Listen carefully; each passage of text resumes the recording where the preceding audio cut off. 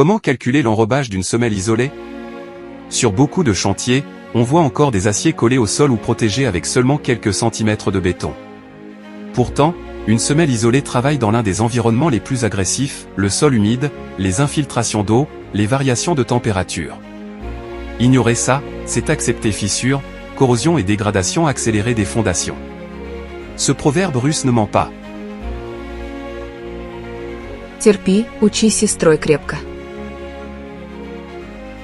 Ce qui veut dire, patiente, apprends et construis solidement. Voici comment calculer l'enrobage idéal selon l'Eurocode 2, de façon simple et efficace.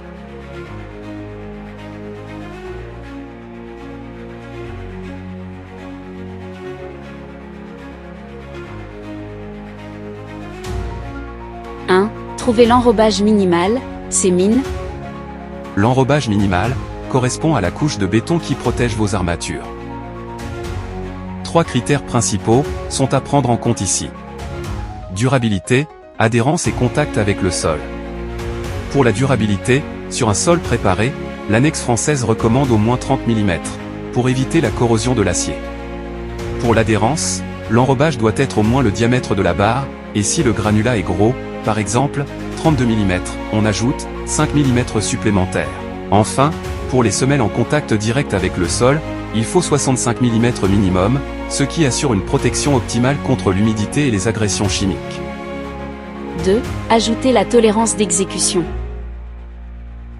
Même avec un calcul précis, le béton peut bouger pendant le coulage. C'est pourquoi on ajoute une tolérance de 10 mm pour obtenir l'enrobage nominal. La formule est, c'est nom, égale à, c'est min, plus, 10 mm.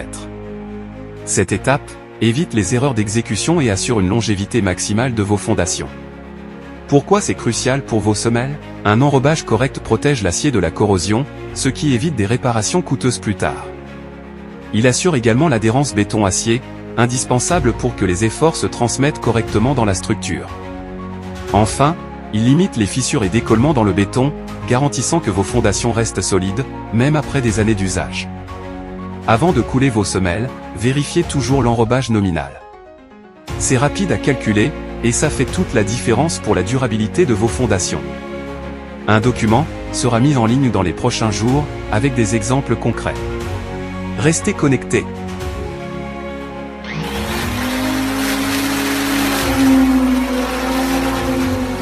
Veux-tu voir ce type de contenu le plus souvent? Alors, abonne-toi. Kame Osaka.